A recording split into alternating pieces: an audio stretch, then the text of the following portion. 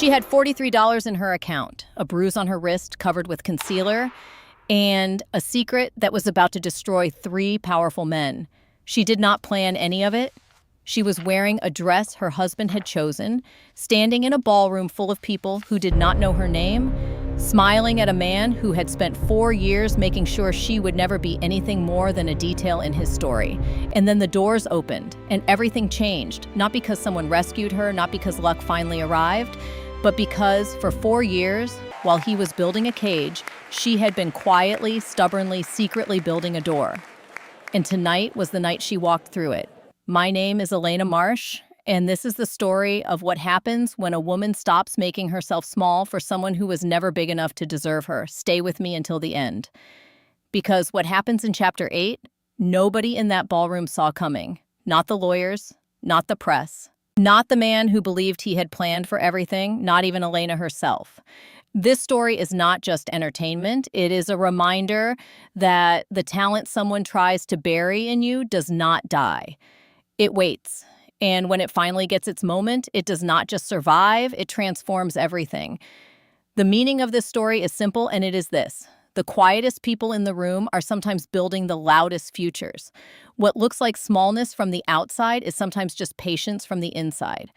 Elena did not win because she was lucky. She won because she never stopped building, even in the dark, even alone, even when no one was watching. If that speaks to something in you today, do not scroll past. Hit the like button right now. It costs you nothing, and it tells me this kind of story matters to you. Drop a comment with the word builder if you have ever had to build something in secret because someone told you your dreams were not worth the space they took up. I want to see how many of us are out there. Share this with one woman in your life who needs to hear it today. You do not need to explain why. She will know. And if you are new here, subscribe and turn on notifications because every single week we bring you stories exactly like this one. Stories about women who were underestimated, overlooked, and written off, and what happened next. We will see you in Chapter 1. The night I walked into the Whitmore Foundation Gala in a borrowed dress with shaking hands, I had exactly $43 in my checking account, a bruise on my wrist I was covering with concealer, and a secret so big it could destroy 3 powerful men. I did not plan to burn everything down that night. But sometimes the match lights itself. My name is Elena Marsh, and for 4 years I let someone convince me that name did not matter anymore, that I was too impractical, too unstable, too much in my own head to be trusted with real decisions. He said it gently, always gently, the way you lower a window instead of slamming it.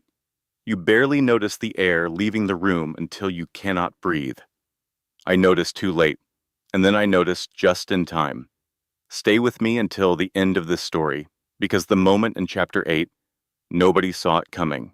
Not the lawyers, not the press, not the man who believed he had planned for every contingency, not even me. If this story speaks to something you have lived, hit that like button right now and drop a comment with where you are watching from. I want to know how far these words travel. Let us begin. The house was beautiful. That was always the first thing people said. They would stand in the marble foyer of the Hartwell estate in Greenwich, Connecticut, and look up at the curved staircase and the chandelier and the original artwork positioned just so on the cream-colored walls, and they would say, without fail, "What a beautiful home." And Elena would smile and say, "Thank you," and mean absolutely none of it, because a beautiful home and a home are two entirely different things. Elena Marsh, who had been living inside this particular beautiful house for 4 years under the name Elena Hartwell, had learned the difference in ways she was still finding words for. She was 38 years old on the morning this story really begins. 38 felt both younger and older than she had expected.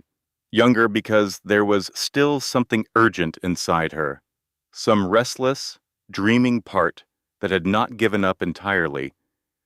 Older because 4 years of careful, quiet erosion had left marks that did not show in mirrors, but showed in the way she moved through rooms, always slightly to the side, always leaving space, always calculating how much of herself was currently permitted. Her husband, Richard Hartwell, was 52. He was tall and silver-haired and possessed of the particular handsomeness that comes from money maintained over decades. Good haircuts, bespoke suits, the kind of teeth that announced investment. He commanded rooms without appearing to try, told stories that made people lean forward, shook hands with the warmth of someone who genuinely liked you and the firmness of someone cataloging your usefulness simultaneously. In public, Richard was wonderful. At home, Richard was precise. He did not hit. Elena clarified this to herself periodically, as though the absence of physical violence was a debt she owed him. He did not hit, did not throw things, did not raise his voice in ways that left echoes. What Richard did was manage. He managed the finances with the explanation that Elena had never been particularly practical about money, a narrative introduced so gradually and with such gentle supporting evidence that Elena had eventually absorbed it as truth. A forgotten bill here, a misremembered balance there. Small confirmations accumulated into a story she began to tell herself. He managed her social calendar because his business relationships required careful cultivation, and Elena, he noted kindly, sometimes said the wrong things without meaning to. He managed her friendships by being, without exception, slightly disappointing whenever her friends visited, forgetting names, checking his phone, making small remarks afterward about how exhausting it was to entertain people with so little to offer. One by one, Elena's friendships had quietly drained away, except Caroline. Caroline Marsh, Elena's college roommate and oldest friend, and technically her cousin by marriage on her father's side, was impervious to Richard's management because Caroline was, as Richard himself had once said through a smile so thin it was nearly theoretical, a lot. Caroline called every Tuesday at exactly 2 in the afternoon. 2 o'clock on Tuesday was the 1 hour Richard reliably played golf at the Greenwich Country Club, a fact Caroline had established through 18 months of observation she described as basic recon. The calls were the best part of Elena's week. "How is prison?" Caroline asked every Tuesday, her voice bright and unapologetic in the way of someone who has never let anyone make her small. "The warden bought new drapes," Elena always answered. It was their joke, the kind of joke that is also a lifeline. Neither of them laughed as hard as the words deserved. Elena had one other secret joy. It lived behind a loose panel in the back wall of what Richard called her hobby room, a small north-facing space he had designated for her use with the gracious tolerance of a man allowing a child to keep a hamster. Behind the panel lived a stack of sketchbooks, accumulated over 3 years of stolen hours. Early mornings when Richard traveled, late nights when he slept, Tuesday afternoons when the golf course had him and the house briefly had her. The sketchbooks were full of buildings, not the safe, small drafting work she did 3 hours a week for a local firm. The work Richard had approved because it kept her skills technically alive without threatening to matter. The sketchbooks held the real work, community centers with green rooftops and accessible entrances designed for human dignity rather than efficiency, public libraries with reading gardens shaped for solitude, affordable housing where every unit had natural light, where the courtyards encouraged neighbors to become neighbors, buildings that served people, buildings that Elena Marsh had been designing in the dark for 3 years because Elena Hartwell was not permitted to dream too loudly. On the morning this story begins, Richard stood in the kitchen doorway in his golf clothes and told Elena they had been invited to the Whitmore Foundation Gala in 3 weeks. The Whitmore Foundation Gala was Manhattan's most prestigious annual charitable event. 500 guests, black tie, senators and developers, and old money, confirming its continued relevance. Richard had been trying to secure an invitation for 2 years. James Whitmore's office called personally, Richard said, pouring coffee with the satisfaction of a man receiving confirmation that the universe had correctly identified his importance. Apparently, they are recognizing several business leaders this year.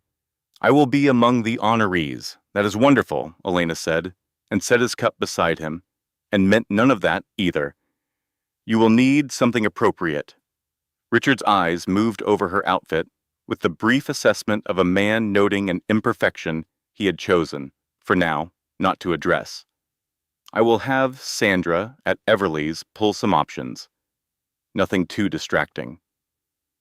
After he left, Elena stood at the kitchen window and watched his car pull out of the circular driveway. She thought about a building she had sketched last Tuesday, a community resource center with a rooftop terrace where residents could gather on summer evenings, where the architecture itself said, "You belong here, this space is for you." She thought about it for a long time. Then she washed his coffee cup and went to her hobby room and pulled out a sketchbook. Looking back, I recognized the pattern too late. Financial control is the quietest form of captivity. If someone else holds every password, every account, every dollar, that is not partnership. That is ownership. And I had signed myself over one small concession at a time, each one reasonable enough on its own, each one making the next one slightly easier to ask for. If you are listening, and something in Elena's mornings sounds familiar, the calibrating, the making yourself smaller, the laughing at jokes that are not quite jokes, please hear this. The fact that it does not leave visible marks does not mean it is not leaving marks. And the fact that you have adapted to it does not mean you have to keep adapting. You had a name before you had his. Remember what it felt like to live inside it. 3 days before the gala, on a Wednesday afternoon, while Richard was in the city for a board meeting, Elena was in her hobby room with a cup of tea and her third sketchbook of the afternoon when the notification appeared on her old phone. The old phone was a prepaid device Richard did not know she still owned, funded through small amounts of cash she had skimmed from grocery receipts over 18 months. It was registered to an email address Richard had never seen. It was, in the taxonomy of her survival, essential. New email. Sender, Whitmore Foundation Office of the Chairman. She almost dismissed it as mailing list correspondence. The subject line stopped her cold. Your Riverview proposal. We need to talk. Elena set down her tea. She read the subject line 4 more times. Then she opened the email with the careful movements of a person trying not to let her hands shake. The email was from the personal office of James Whitmore III, chairman of the Whitmore Foundation, and the most influential real estate developer on the eastern seaboard, a man whose foundation funded more community development projects than the city's own planning office, whose opinion on a building's design was worth more to the right people than any award or publication. The email was addressed to Elena Marsh, not Elena Hartwell, Elena Marsh. 18 months ago, on a night when Richard was in London for a week-long conference and the house felt, for the first and only time, like it might almost belong to her, Elena had done something she had never told anyone. She had submitted a design to an open competition. The Whitmore Foundation's architectural competition for a community resource center in the Riverview neighborhood of Brooklyn had been accepting submissions for 3 months. Elena had been reading about it in architecture journals she accessed through her hidden phone. The brief asked for designs prioritizing community access, dignity, affordability, and sustainable construction. The winning commission was potentially worth $40 million. Elena had spent that London week working on nothing else. She ate standing at the counter. She slept on the daybed in her hobby room. She filled an entire sketchbook and started another. And by the time Richard's car pulled back into the driveway, on Sunday evening, she had submitted a complete design package under the name Elena Marsh, using Caroline's home address in Brooklyn as her contact, and told herself it did not matter because she would never hear back anyway. She had not told Caroline. She had not told anyone. She had tried to forget she had done it at all, because hoping for something she was not allowed to want felt more dangerous than not hoping. James Whitmore's email was 3 paragraphs long. The first explained that the foundation had selected a winning design from among 412 competition entries, and that the winning design was the Riverview Community Resource Center submitted by Elena Marsh. The second explained that he had spent 6 weeks attempting to reach Elena Marsh through the contact information provided, had experienced difficulties, and had only recently connected Elena Marsh to the woman married to Richard Hartwell of Greenwich, Connecticut. Caroline, Elena would later learn, had been collecting the foundation's correspondence and assuming it was book club newsletters forwarded from an old list. The third paragraph said simply, "I would very much like to speak with you privately before the gala. What you have designed is extraordinary. I suspect you also believe, for reasons I am beginning to understand, that it cannot be yours. I would like to discuss why you are wrong." Elena read the email 5 times, then she called Caroline. Caroline. Her voice was barely above a whisper. "Hey, I was just thinking about you. I saw this recipe for..." Caroline. "I won a competition." A pause. "What competition?" "The Whitmore Foundation one, 18 months ago." A longer pause. "The one worth $40 million. Yes, Elena Marsh." Caroline's voice went from 0 to fully activated in under 2 seconds. "I have been using my address for your mail for a year and a half, and you did not tell me. I did not think I would actually win. I thought it was book club newsletters. I have been recycling book club newsletters, and this whole time I was apparently the registered address for a $40 million architecture commission." Caroline. Focus. A breath. Then, in a completely different voice, the quiet, steady one Elena had relied on for 20 years. "Okay. What do you need?" What Elena needed was complicated. She needed to respond to James Whitmore without Richard discovering the correspondence. She needed to understand what this commission meant legally, given 4 years of structured financial control. She needed a plan.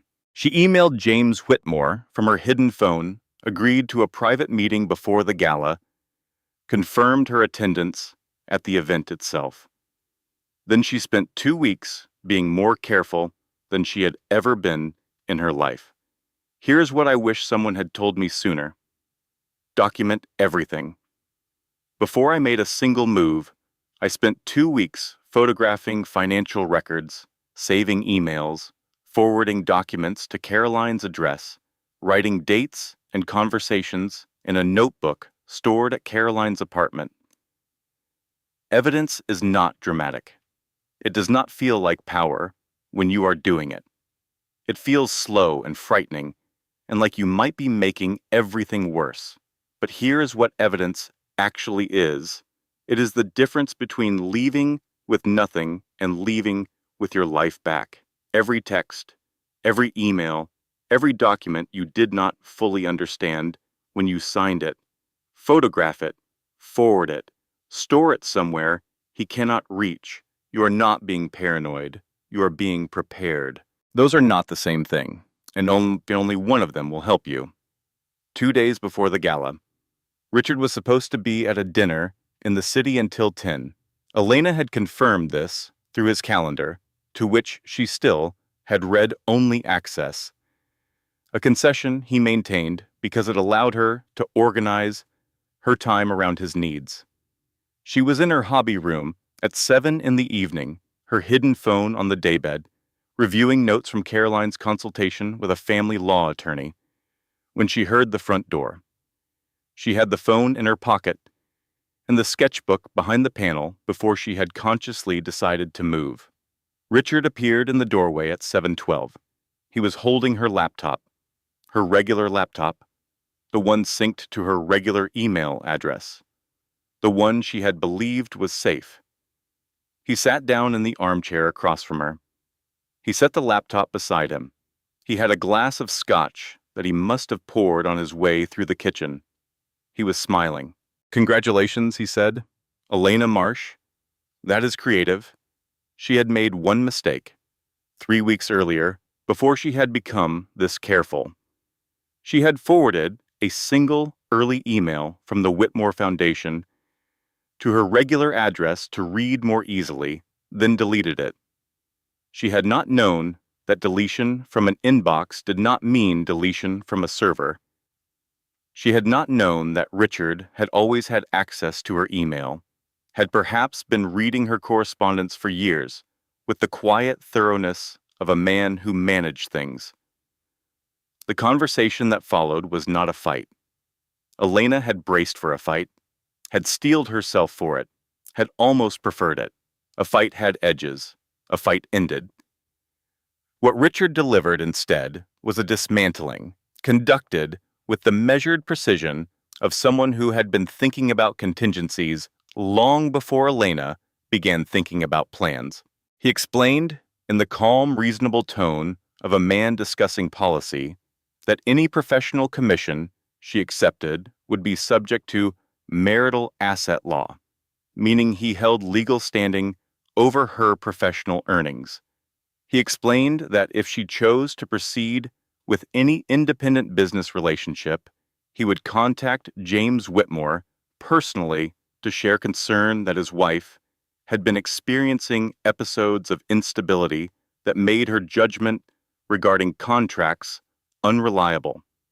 He had, he mentioned, already placed a call to his attorney that afternoon. He explained that her competition submission, made under a name that was not her legal name, using an address that was not her legal address, could be characterized as fraudulent misrepresentation. He said all of it quietly, pleasantly, the way someone explains a policy that is unfortunate but simply cannot be changed. Then he closed her laptop. "Sandra, at Everly's, set aside a dress for you," he said. "It is hanging in the guest room. Beige. Very tasteful. Wear it Saturday and smile. We are being honored." He left. Elena did not move for a long time. The hobby room was small, and the light was the gray-blue of early evening, and the panel in the back wall where her sketchbooks lived was 2 feet from her left shoulder. All those buildings designed for dignity and light. Sitting behind a panel in a room her husband called her hobby space, she thought about the preliminary contract James Whitmore had mentioned. She thought about $43 in her personal account. She thought about the bruise on her wrist, currently covered by the sleeve of her sweater, from last Tuesday when she had tried to leave the house during a conversation Richard was not finished having. She sat in the gray-blue light, and she thought, this is the bottom. She was wrong. It was not the bottom yet, but she did not know that. And the not knowing felt like the bottom, which is its own particular cruelty. I sat in that room for 2 hours after he left. And the worst part was not the fear. The worst part was that I almost believed him. That is what years of careful, quiet management does to a person. It makes you doubt the size of your own dreams. It makes his version of reality feel more solid than yours, because he has been reinforcing his version patiently and consistently for years, and you have been helping him by not pushing back. If you are in a situation where someone has threatened to use your mental health against you, where they have planted seeds about your instability or your unreliability, please know this. Document your own clarity. Email yourself your own thoughts. Create timestamps of your clear-headed decisions. Courts and institutions look at evidence, not accusations. The threat is designed to paralyze you. Do not let it. Let it organize you instead. Elena wore the beige dress. It was, as promised, tasteful. It was also the color of surrender, cut in the silhouette of invisibility, and it fit her the way things fit when someone else has decided what fits you. She wore her grandmother's small pearl earrings, which Richard had once called a bit much for her coloring, and which she wore anyway, because some things you hold on to. She had her old phone in her evening bag. She had, tucked alongside it, one page torn from a sketchbook. The Riverview Community Center's main facade, folded into quarters. She could not have explained why she brought it. Some instinct, proof of herself, carried in her own hands. The gala was held at the Whitmore Foundation's landmark Midtown building, a renovated 1920s structure that James Whitmore had rescued from demolition and transformed into a cultural center. Crystal, everywhere. A jazz quartet in the East Salon. 500 guests in their finest. The city's significant people making the connections that shaped skylines and stock markets. Richard worked the room from the moment they arrived. Smooth, deliberate, leaving Elena at his side just long enough to establish context before pivoting into conversations that did not require or want her. She was, in these moments, positioned to suggest something about the man at the center, a detail in someone else's composition. Elena smiled. Elena nodded. Elena said how wonderful and how interesting, and Richard speaks so highly of you approximately 14 times in the first 40 minutes. Then she spotted James Whitmore across the ballroom. He was 70 years old and looked 60 and moved through a crowd with the ease of someone who had never needed to perform confidence because they had simply always had it. He was speaking with a senator and a woman Elena recognized from the Architecture Review Board. As Elena watched, he turned, found her face across 200 people as though he had known exactly where she was standing, and gave one small nod. "I see you," the nod said. 10 minutes. Elena filed the moment and kept her face neutral. She also noticed something she had not expected. Sienna Marshall, 29, real estate heiress, and someone Elena knew only by reputation, was here tonight, on the arm of Daniel Cole, Richard's closest business partner and oldest friend. The way Sienna held his arm was not the body language of a professional event. It was comfortable. It was old. It was two people who had stopped performing casualness about something. Elena filed this too. Caroline materialized at her elbow within 4 minutes of arrival, having secured a +1 invitation through a foundation board member she knew through her landscape architecture work. "I found the open bar," Caroline murmured, pressing a champagne glass into Elena's hand with the smoothness of someone who had been practicing covert champagne delivery. "Also, your husband is currently telling the deputy mayor that you mostly keep things running at home. I heard it from 6 feet away. I exercised extraordinary restraint. Thank you. I had a shrimp cocktail, Elena. It was aerodynamic. I considered the trajectory. Caroline, I am just documenting that I chose peace, for now." She surveyed the room with the expression of someone running tactical calculations. "James Whitmore has looked over here twice." "I know. Are you ready?" Elena touched the folded page in her evening bag. "Yes," she said. James Whitmore approached her 47 minutes into the evening. During the window, when Richard had moved to the far end of the ballroom and had his back to the room, he stopped beside Elena near the jazz quartet's audience, and for a moment, they both simply listened to the music. "Your threshold design," he said quietly, without preamble. The entry sequence in your Riverview proposal. The way the space transitions from street to interior without ever communicating that this is a building for people who need things. Can you tell me how you arrived at it? Elena looked at the musicians. I thought about every time I had walked into a place that made me feel like I was already apologizing for being there, she said, and I designed the opposite. A pause. Yes, James Whitmore said. That is exactly what it does. Third floor, the Whitmore Library. 10 minutes. Bring whatever courage you have left, Ms. Marsh. He moved away before she could respond. The Whitmore Library on the third floor was empty and magnificent. Floor-to-ceiling shelves of leather-bound volumes, a fireplace with a low, steady fire, 2 wing chairs positioned across a reading table that held a single manila folder and a fountain pen.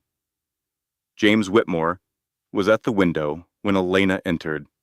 He turned, looked at her with the direct, unhurried attention of a man who had made his evaluation already, and said, "Sit down, Miss Marsh." Elena sat. He spoke for 11 minutes without interruption. He had spent 18 months looking for Elena Marsh. The competition had received 412 entries.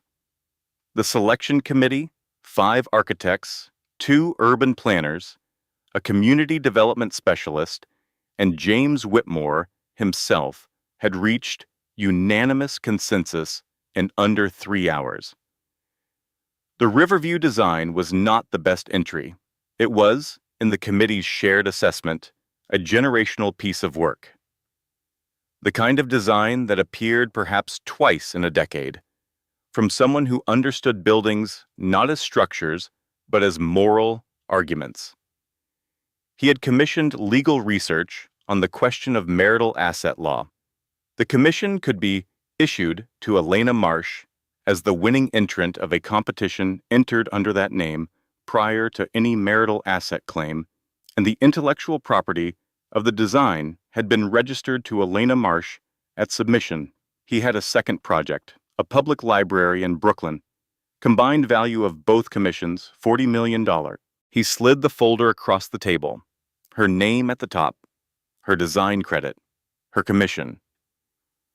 I have one question, Elena said. Her voice was steady. She was proud of how steady it was. Ask it. Why are you doing this? You could have found any architect. James Whitmore looked at her for a moment. Because talent that gets buried by circumstance is a loss that belongs to everyone, he said. And because I have a daughter, and because I know what it costs a person to build things in secret. He nodded at the folder. Take your time. Elena did not take her time. She picked up the pen and signed her name, her real name, Elena Marsh, and it felt like the single most significant physical act of her adult life. James Whitmore shook her hand. You have extraordinary talent, Ms. Marsh. I am sorry it took this long. Elena walked back toward the ballroom, feeling, for the first time in 4 years, like her feet were not quite touching the floor. For 11 minutes, she felt free. Then she turned the corner toward the main staircase and stopped. Richard was at the bottom of the stairs. He was not looking for her. He was standing with a woman Elena had never seen, approximately 30, dark-haired, wearing a red dress with the particular smile of someone who knows they are being watched and has decided to be worth watching. Richard's hand was on the small of her back, not casually, not professionally, with the comfortable familiarity of 2 people who had been here before. Beside them stood Daniel Cole and Sienna Marshall. The 4 of them were a group, clearly, obviously, comfortably a group, in the way people are when their public arrangement is simply a continuation of something established elsewhere. Daniel had his hand on Sienna's shoulder. Richard leaned in to say something to the dark-haired woman, and she touched his forearm as she laughed. Elena stood on the landing above them and watched. The folder was in her evening bag. Caroline appeared at her shoulder from the east hallway. moving with quiet urgency. Her champagne glass was gone.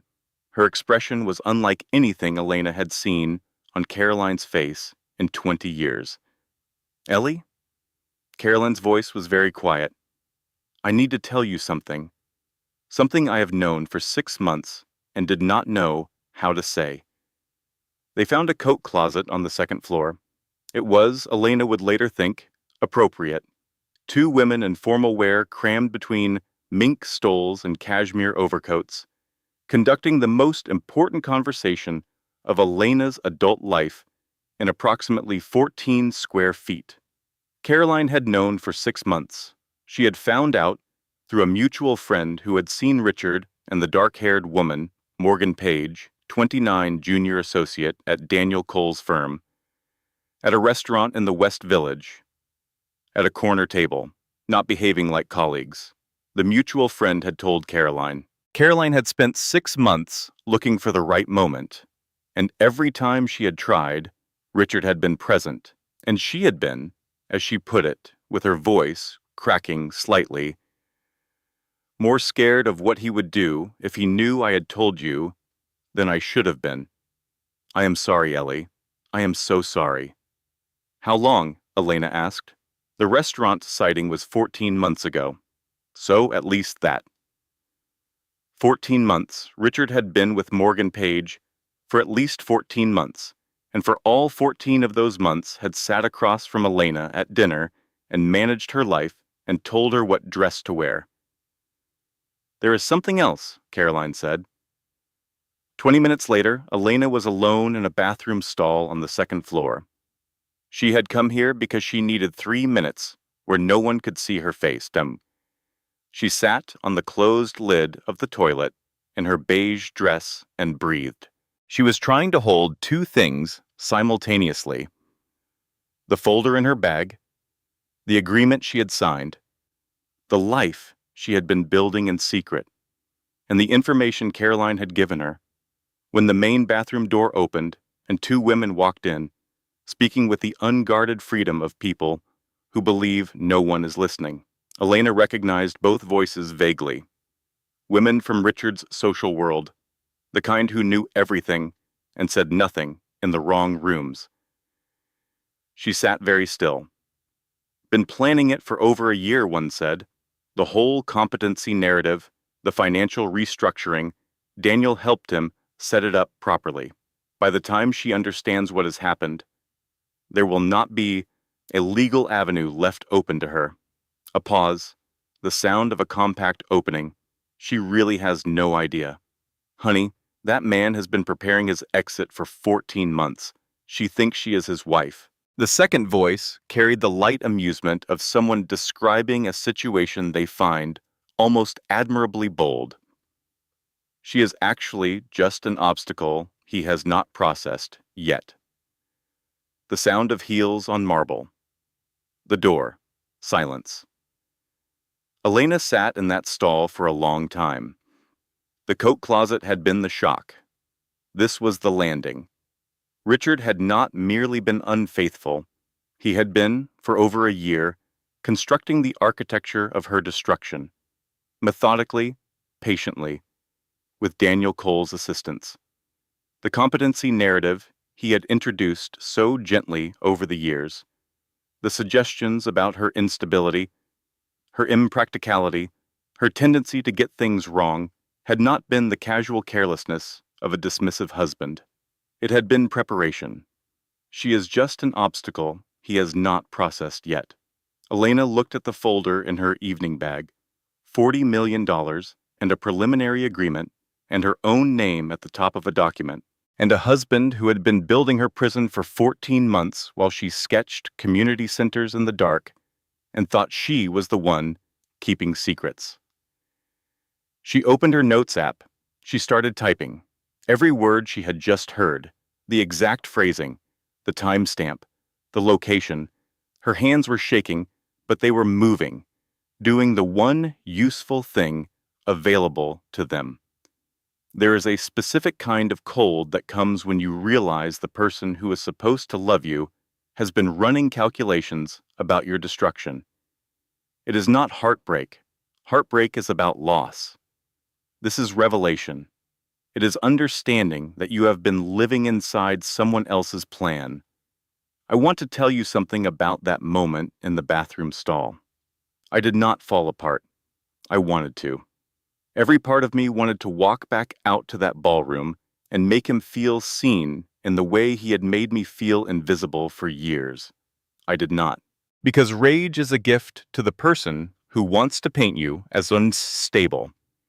If I had walked out of that bathroom and made a scene, I would have handed him the narrative he had been building for 14 months. So I opened my notes app and I wrote down every word, evidence first, emotions later, always.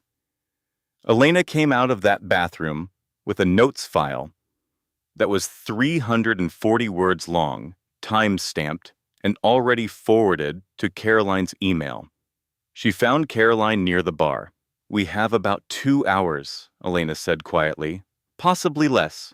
I need Richard's phone for 45 seconds. Caroline looked at her for one long moment. Then she picked up a fresh champagne glass from a passing tray. "Okay," Caroline said. "What do we need?" What they needed was straightforward, as these things went. Richard always placed his phone face up on the bar when he ordered a second scotch. Elena had watched him do it at events exactly like this one for 4 years. It was his one consistent lapse in an otherwise managed performance. The phone placed down, the drink ordered, the moment of distraction while the drink was poured. What they had was Caroline, who had known Richard for 6 years and who had developed in those years a talent for creating exactly the kind of small social chaos that required his attention without appearing to have done so on purpose. "How big a distraction?" Caroline asked. "Big enough for 45 seconds. Caroline looked across the ballroom to where Daniel Cole stood with his tailored jacket and his scotch. "I can work with that," she said. What followed was one of the more spectacular champagne spills in the history of the Whitmore Foundation Gala. A full glass, efficiently deployed across the front of Daniel Cole's jacket in a moment of apparent stumbling that Caroline executed with the total commitment of someone who had decided this moment deserved everything she had. The resulting disruption, Daniel's exclamation, Sienna's reaction, the server's apologies, the small crowd it drew from the surrounding 10 feet, lasted 61 seconds. Elena had Richard's phone for 47 of them. The texts between Richard and Daniel occupied a thread going back 16 months. She did not have time to read them. She opened the thread, selected all, screenshot, screenshot, screenshot. She emailed the images to herself from Richard's phone. She emailed them to Caroline's address. She emailed them with a brief note attached to the private address James Whitmore had included in his earlier correspondence. The note said, "I may need an attorney referral before morning." She placed Richard's phone back on the bar face up, in the exact position it had been before he turned back from the distraction. He looked at his phone. He looked at Elena. Elena smiled at him in the specific way she had perfected over 4 years. The smile that communicated nothing except pleasantness. The smile that gave him no information he could use. "Are you having a good evening?" she asked. "Excellent," he said, and picked up his scotch. James Whitmore's reply came 9 minutes later. Elena read it in the bathroom with Caroline standing guard at the door. The email was 4 lines. He had received her materials. His legal team was engaged. She should check the attachment. And, "You were never just a talented architect to me, Ms. Marsh. You were from the beginning. Also a witness. I should have told you sooner. Forgive an old man's caution." Elena opened the attachment. It was a document she did not fully understand on first reading, but its outline was clear. James Whitmore's foundation had been investigating Richard Hartwell's involvement in a 2019 property transaction in Lower Manhattan, a deal involving financial misrepresentation and the quiet destruction of a community land trust that had housed 43 low-income families. The investigation had been ongoing for 2 years. The foundation had been waiting for sufficient evidence and a cooperating witness. Elena, as Richard's wife during the period in question, had been present at several connected meetings. She had attended dinners, signings, events. She had, without knowing it, been positioned in proximity to everything. She was not a bystander in this story. She was, depending on what she remembered and what she was willing to say, potentially the most important witness the investigation had. The management, the isolation, the competency narrative, the years of being made to feel unstable and impractical and too small to be taken seriously. It had not just been control for its own sake. It had been containment. Elena was not rescued that night. She was activated. Elena said nothing to Richard that night. She went home on his arm in the beige dress, smiling. She made him coffee the next morning. She asked about his plans for the week. She was, to all observable evidence, unchanged. Inside, she was building. Patricia Weston's number came from James Whitmore's office the morning after the gala. Patricia was 54, silver-haired, and had been practicing family and financial law for 22 years. She possessed a specific and barely contained contempt for men like Richard Hartwell that she expressed exclusively through legal filings so precise they had, on multiple occasions, made opposing counsel visibly uncomfortable.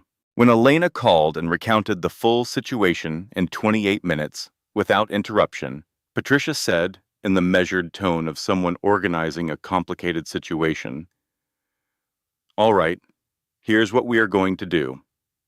Patricia was working. Elena was documenting. Caroline was holding physical copies of everything at her Brooklyn apartment. For 3 days, Elena moved through her beautiful house with the patience of a woman who knows something the room does not know yet. Then she came home from a coffee with Caroline on Tuesday afternoon and found that the locks on her front door had been changed. Catastrophic event 1. Her key did not work. She stood on her own front porch for 3 full minutes, trying her key before she understood this was not a malfunction. She called Richard. He answered on the second ring, pleasantly, as though receiving a routine call. "I cannot get in," she said. "No," he agreed. "You cannot." He had filed for divorce that morning as a strategic legal maneuver, not emotional reaction. The filing characterized Elena as financially irresponsible and mentally unstable. He had simultaneously frozen every joint account, every credit card with her name attached, and had initiated proceedings to challenge her capacity to enter professional contracts. The deed restructuring Elena had signed 4 years ago, believing it was a home improvement loan application, had removed her name from the property ownership. She had no legal standing to enter the house. She was standing on the porch of her home of 4 years with her car keys, her evening bag, the clothes on her back, and $43. She called Patricia. Catastrophic event 2. Patricia's voice was controlled in the way voices are controlled when the news is not good. Richard's attorney had filed an emergency injunction claiming that Elena had misrepresented herself professionally, entering a competition and signing a contract under the name Elena Marsh, while legally bound as Elena Hartwell. The injunction sought to freeze the Whitmore Commission pending review. Everything Elena had signed in the Whitmore Library was in legal limbo. James Whitmore called personally within the hour, his voice steady. "This is a delay," he said. "It is not a defeat. Hold on, Ms. Marsh." Holding on meant calling Caroline. It meant driving to Brooklyn. It meant sleeping on Caroline's couch and borrowing Caroline's clothes and watching the following morning as a society column published a brief item about Richard Hartwell, described as a prominent Greenwich businessman, and his wife's recent difficulties, framed with the delicate sympathy that social columns extend to powerful men navigating unfortunate domestic situations. Catastrophic Event 3. Elena's mother called at 9 in the morning. Margaret Marsh was 71 and had been married to Elena's father for 44 years and operated on the conviction that a woman's primary responsibility was to the comfort and stability of her household. She held this not from malice, but from the complete sincerity of someone who had built her life on a set of rules and found them, on the whole, to have worked. She had seen the society column. "Elena," she said, "I have spoken with Richard, Mom. He is very concerned about you. He says you have been under stress and making some decisions that, Mom, he changed the locks. He says you have been working with people who have given you unrealistic expectations. He changed the locks on my house." A pause. "Elena." Her mother's voice softened into the gentling tone, the management of someone who thinks you are becoming difficult. "You always did this, even as a girl. You would get an idea and hold it so hard you could not see when you were making things worse. Richard is a good man. He has made mistakes, you both have, but if you would just come home to Connecticut and have a reasonable—" "I cannot come home to Connecticut, Mom." Elena's voice came out very quiet. "He changed the locks." She hung up. She sat on Caroline's bathroom floor for a long time. 20 minutes later, a plate appeared under the bathroom door. Snickerdoodles, still warm, the butter and cinnamon smell filling the small hallway. "I made 2 dozen, Caroline said through the door. A long silence. "How many did you make?" 2 dozen. Another silence. "I am coming out." When everything collapses at once, when the house and the money and the case and your own mother all go wrong in the same 72 hours, the instinct is to fix everything simultaneously. To run at all of it. Do not pick one thing. The one thing that, if you stabilize it, gives you a foundation to stand on. For me, that was the legal case. Not my mother's opinion, not my reputation in Richard's social world. Not the marriage. The marriage was already over. It had been over for longer than I knew. The legal case was the one thing. Patricia Weston was the one thing. One thing. Stabilize it. Then the next. The cookies helped, too. I will not lie to you about that. Patricia Weston operated out of a clean, well-lit midtown office, containing exactly 2 personal items: a photograph of her daughter's law school graduation and a small ceramic plaque that read simply, "Patience is a strategy." Elena trusted her completely within 20 minutes of their first meeting. The case was building. The texts from Richard's phone were authenticated and legally obtained. Elena had sent them from his device to her own, establishing a verifiable chain, and Patricia's team had forensic confirmation. James Whitmore's 2019 investigation materials were being integrated. The Elena Marsh identity was defensible because the competition submission preceded any period in which marital asset claims could retroactively apply to intellectual property. Richard's emergency injunction was being contested on 3 separate grounds. Things were moving.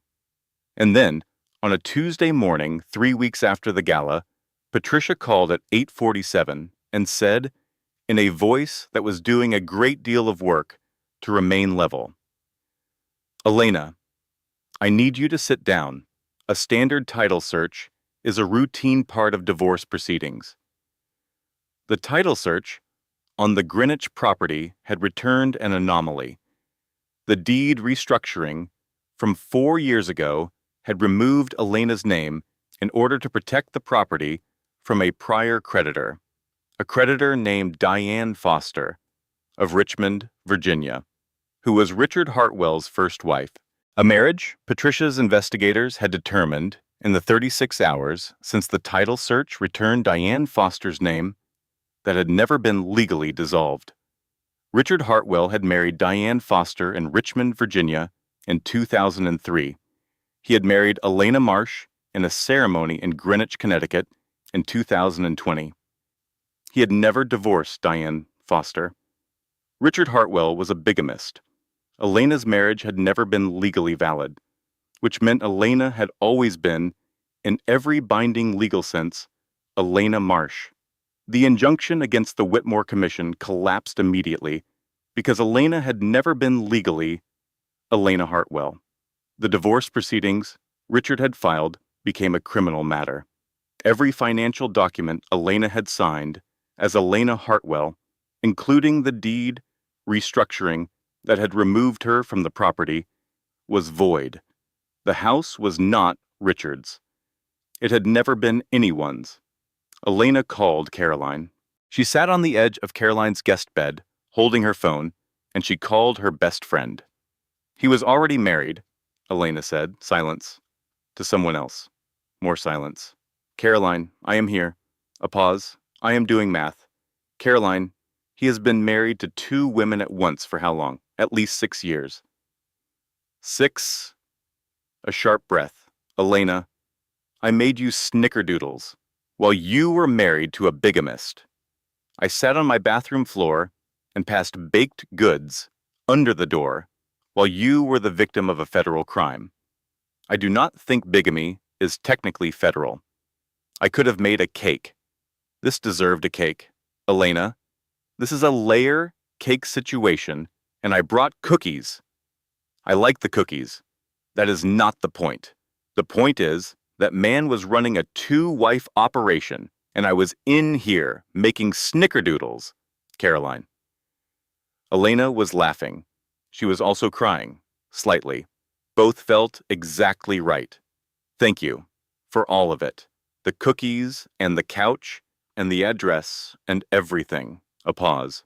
You would do the same for me, Caroline said, her voice soft, in a heartbeat. I know. Another breath. I am making a cake. We need a cake. This is a cake moment. Diane Foster, reached by Patricia's investigators in Richmond, Virginia, had been quiet on the phone for a moment before saying, in the steady voice of a woman who had been waiting for something and was relieved at its arrival, I have been expecting this call for 4 years. Tell me what you need. Diane and Elena were not friends. They had spoken twice. Brief professional conversations between 2 women who shared the particular bond of having been deceived by the same man in the same way. They understood each other completely and did not need to say so. 6 months is a long time and not a long time, depending on what you are building. Richard Hartwell was charged with bigamy and financial fraud in connection with the 2019 property transaction. He was out on bail.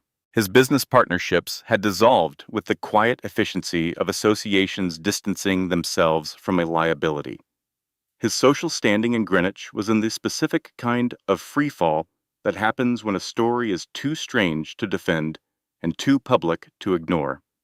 Daniel Cole had relocated to another state. His departure was described in the press as a strategic professional pivot, which Elena found poetically dishonest.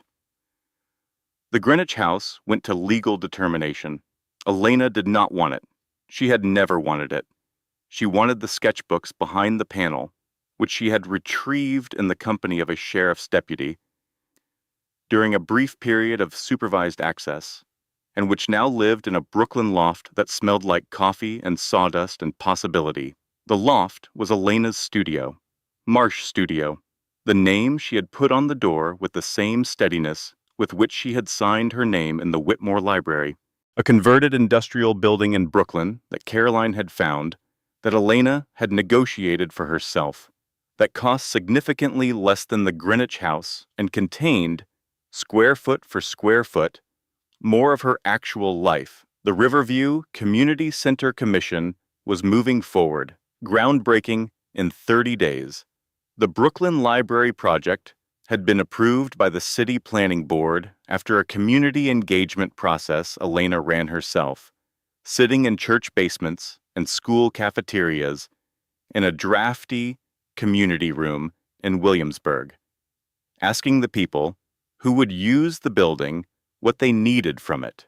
3 months ago, Architectural Digest had published a profile of Elena Marsh in Marsh Studio. The opening photograph showed Elena at her drafting table in the Brooklyn loft, surrounded by sketchbooks. She was wearing jeans and a cream sweater. Her hair was loose. She looked, as the photographer told her afterward, like someone who had just arrived somewhere they had been trying to reach for a long time. The Whitmore Foundation Autumn Gala was held on the first Saturday of October. Elena arrived alone. She had selected her own dress, a deep architectural blue that her former husband would have called distracting, which was precisely why she had chosen it. She wore her grandmother's earrings.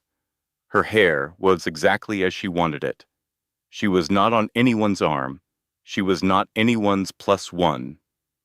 When the event coordinator announced her name, the visionary architect behind the Whitmore Foundation's Riverview Community Resource Center, Ms. Elena Marsh, the applause was immediate, sustained, and from certain corners of the room, enthusiastic in ways that suggested people had been waiting to applaud this particular name. Elena stood in the light of it and breathed. She thought about the beige dress. She thought about $43. She thought about the sketchbooks behind the panel and the notes app on her hidden phone and the bathroom stall at the last gala and the cookies under the door and Patricia Weston's voice saying, "I need you to sit down," and Diane Foster's voice saying, "I have been expecting this call." She thought about all the buildings designed in the dark, and she stood in the light and breathed.